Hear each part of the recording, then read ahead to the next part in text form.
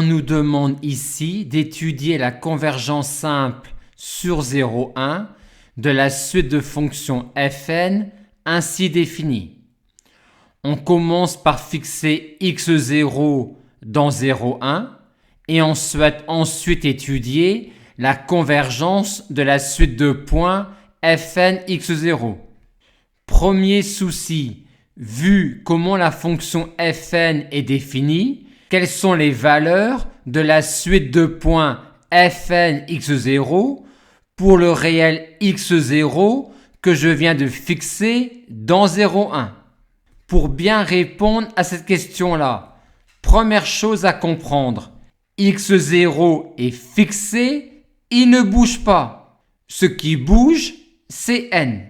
Deuxième chose à comprendre, on n'a pas besoin de connaître les premiers termes d'une suite pour étudier sa convergence. Il suffit de connaître les termes de la suite au moins à partir d'un certain rang. Aussi, x0 étant fixé, quand n va grandir, vu que 1 sur n tend vers 0 quand n tend vers plus infini, 1 sur n va passer derrière x0 à partir d'un certain rang, sauf si x0 a été fixé en 0. On va donc distinguer deux cas. Cas 1, si x0 n'est pas en 0, il va exister un indice n0 à partir duquel 1 sur n va passer derrière x0. Et donc, à partir de ce rang-là, x0 sera strictement plus grand que 1 sur n. Et donc, à partir de ce rang-là, les valeurs prises par fn en le réel x0 fixé seront données par cette formule-là. Et on aura donc fn x0 qui vaudra cela pour n supérieur ou égal à n0. Et que se passe-t-il si x0 égale 0 ? Si x0 égale 0, les valeurs prises par fn en x0 sont toujours données par cette formule-là. Et on a donc fn de 0 qui vaut racine carrée de n fois 0 pour tout n. Et donc, fn de 0 vaut 0 pour tout n. Et donc, fn de 0 tend vers 0 quand n tend vers plus infini. Déterminons maintenant la limite de la suite des points fn x0 quand x0 est fixé dans 0, 1 ouvert en 0. On a alors vu que l'expression de fn x0 à partir d'un certain rang sera celle-là.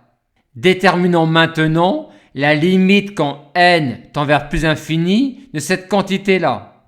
Comme on a une forme indéterminée, on va en écrire un équivalent, ce qui nous donne cela. Maintenant, suis-je sûr de pouvoir écrire qu'un équivalent de cette quantité-là, et cela pour n'importe quel x0 dans 0, 1 ouvert en 0?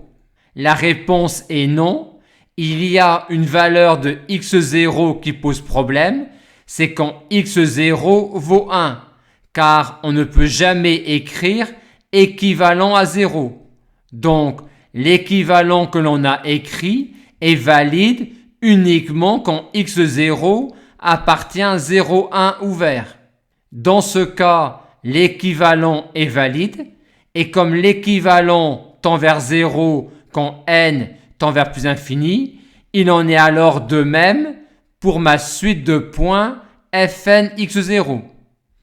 Et que se passe-t-il si x0 égale 1 ? Quand x0 égale 1, on a fn de 1 qui vaut 0 pour tout n.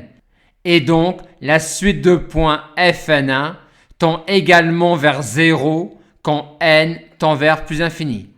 On a donc obtenu que pour chaque réel x0 fixé dans 0, 1, la suite de points fn x0 converge et tend vers 0.